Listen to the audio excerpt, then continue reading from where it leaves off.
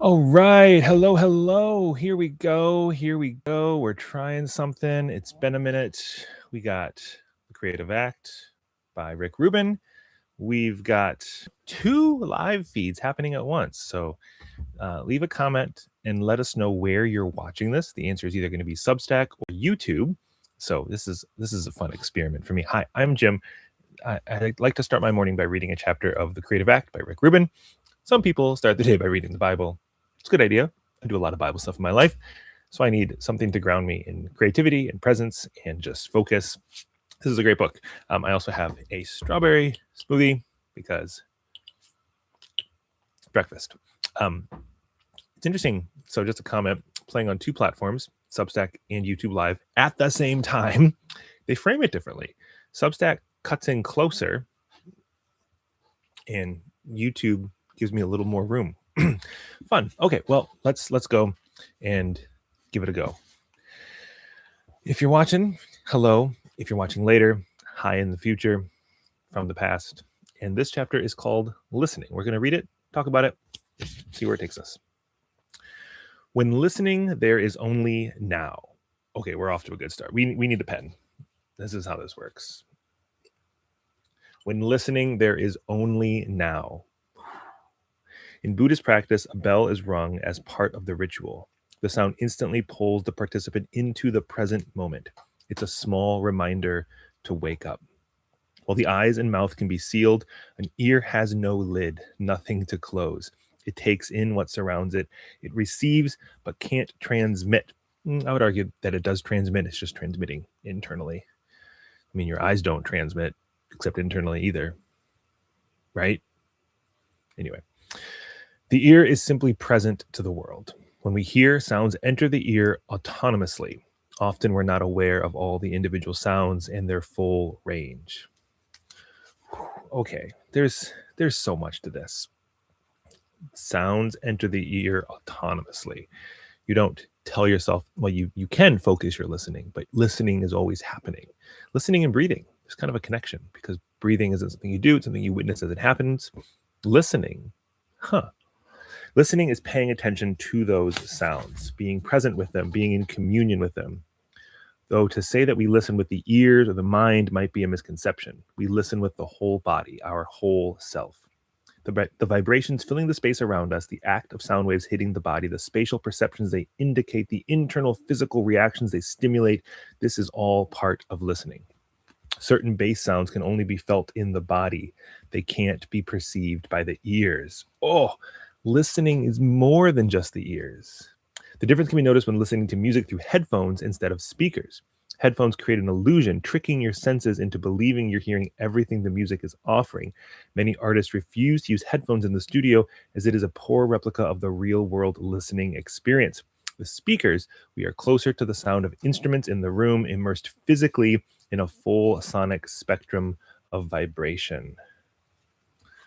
I mean, I'm already thinking my work as a digital pastor, when you are in the room versus joining online, there's a difference in how the vibrations are experienced.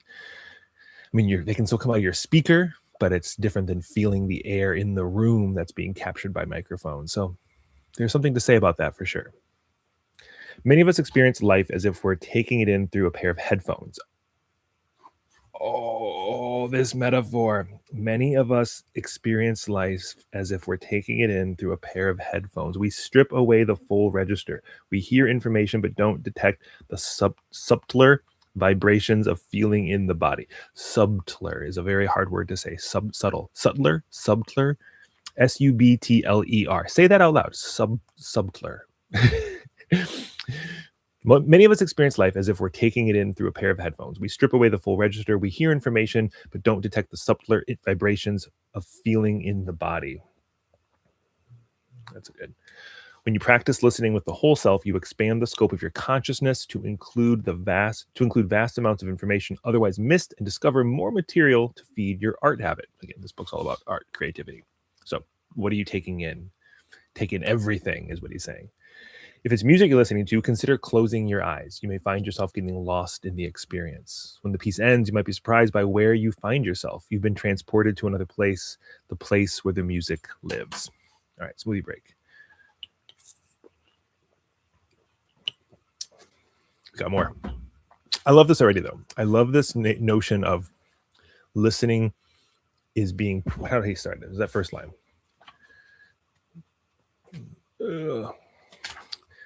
When listening, there is only now. I love that sense of presence. Hearing happens autonomously, yet there is still an intention behind it. And the difference between headphones tricking your body and feeling all the sounds. Wow. Okay. There's a lot here of just how present are you? What do you notice? And what do we even experience? Communication moves in two directions, even when one person speaks and another listens silently. When the listener is totally present, the speaker often communicates differently. Most people aren't used to being fully heard, and it can be jarring for them. Sometimes we block the flow of information being offered and compromise true listening. Our critical mind may kick in, taking note of what we agree with and what we don't, what we like and dislike. We may look for reasons to distrust the speaker or make them wrong. Forming an opinion is not listening. Formulating an opinion is not listening. Neither is preparing a response or defending our position or attacking another's. To listen impatiently is to hear nothing at all. Okay, this chapter, we dove back in on a good one. Listening is suspending disbelief. Ooh, ooh. I mean, my first thought went to just like, listening even to something like this, a video, a live stream, a recording. How present are you? Or then I think a lot of my day is spent on Zoom calls and leading community gatherings on Zoom. How present am I? One thing I've noticed is it's easy to, at times slip into multitasking a thing or another thing. I'm guilty. But one thing I try to do, especially with how my shot is framed, like right now, you can't see what my hands are doing. So am I typing an email? I don't know. Well, I know. So I try to do this. I try to make sure my hands are visible just as a way of signaling across the Zoom call that I'm present, that I'm listening, that I'm not doing something else. Because right now I could be texting, typing. Sometimes you can tell when someone gets glazed over or when they're looking down. But how do we signal presence and listening, especially in any space, but especially in online spaces? All right, back to communication and listening. We are openly receiving, paying attention with no preconceived ideas. The only goal is to fully and clearly understand what is being transmitted, remaining totally present with what's being expressed, and allowing it to be what it is. Anything less is not only a disservice to the speaker, but also to yourself. While creating and defending a story in your own head, you miss information that might alter or evolve your current thoughts. So if you're jumping to your response or your defense, you might miss something that can alter or evolve your current thoughts. So it seems like listening is the benefit for me is that I can actually evolve and grow by listening if I actually choose to do it. If we go beyond our reflexive response, we may find there is something more beneath that resonates with us or helps our understanding. The new information might reinforce an idea, slightly alter it, or completely reverse it. Listening without prejudice is how we grow and learn as people.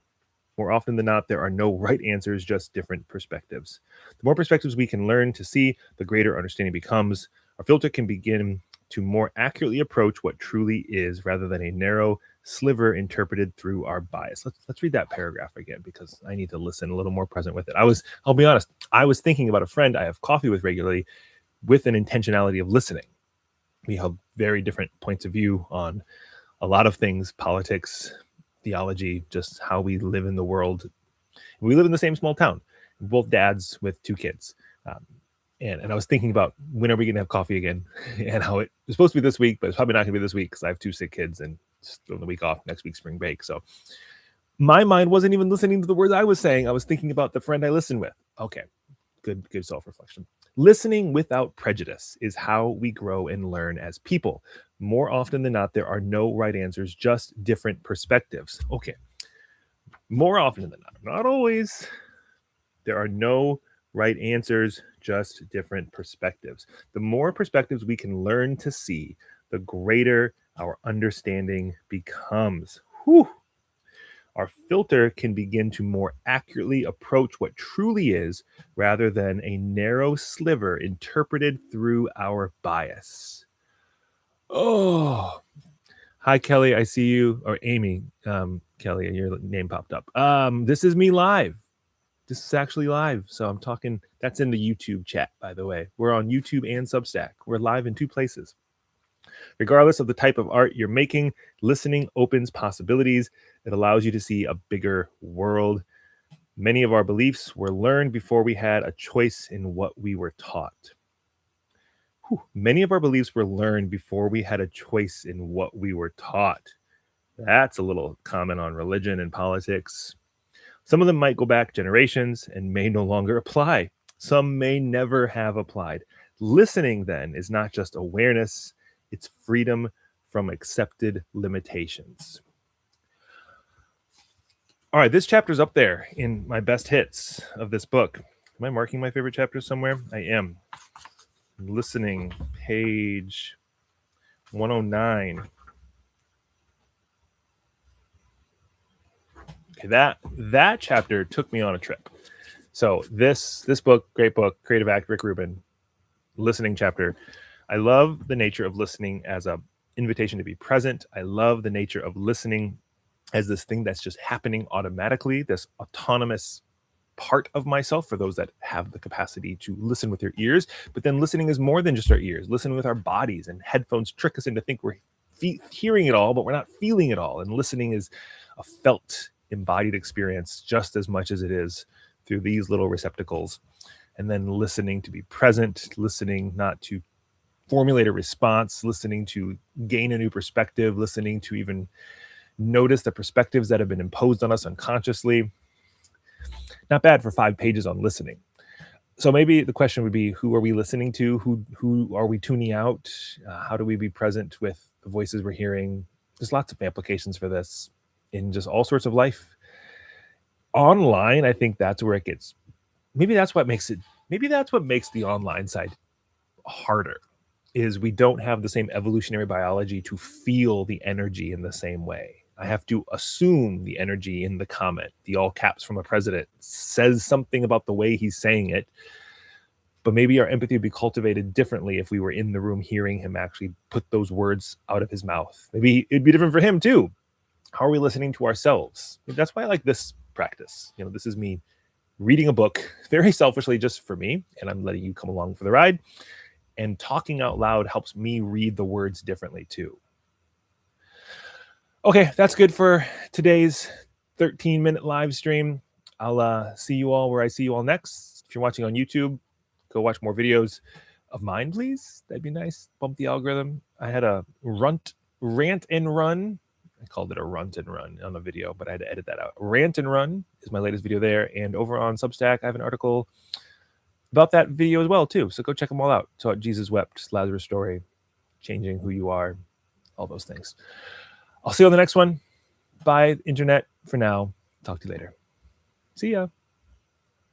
Number 1, click. Number 2.